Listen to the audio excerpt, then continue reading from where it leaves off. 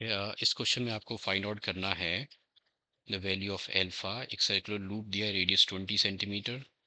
तो radius is 20 centimetre which is equal to 20 into 10⁻⁻² metre. Resistance आपको दे रखी है which is 2 ohm. Time varying magnetic field is given which is 2t square plus 2t plus 3 Tesla.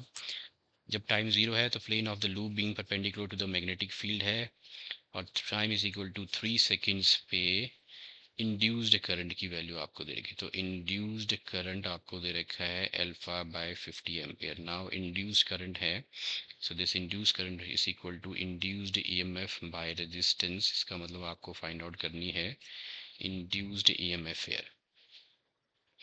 Resistance is given which is 2. So let's find out induced EMF. Yeah. Okay, अब induced EMF, this is equal to a flux जो है, the magnetic flux is equal to magnetic field into area, and induced EMF is the rate of change of magnetic flux.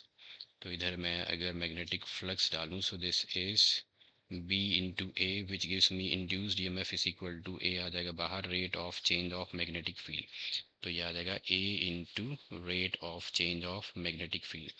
Now let's find out the rate of change of magnetic field. उसके लिए let's differentiate this with respect to t. तो यहाँ से आपको मिल जाएगा this is dB by dt is equal to 4t plus 2.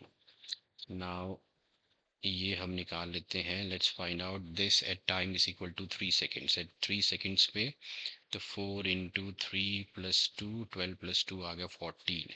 So this is a rate of change of magnetic field, इतनी tesla per second.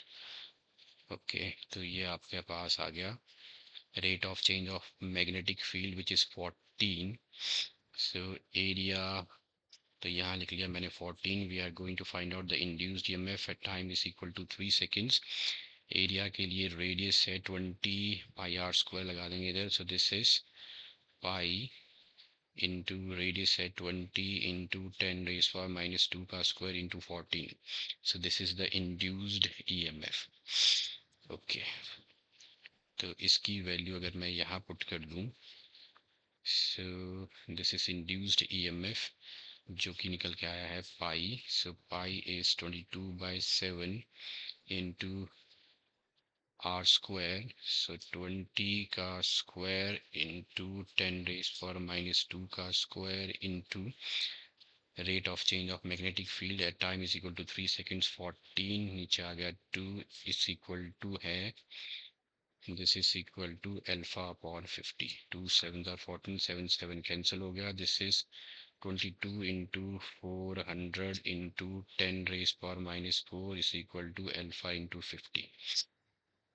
Okay, तो alpha is equal to आ जाएगा, this is 22 into 400 into 50 into 10⁻⁻4.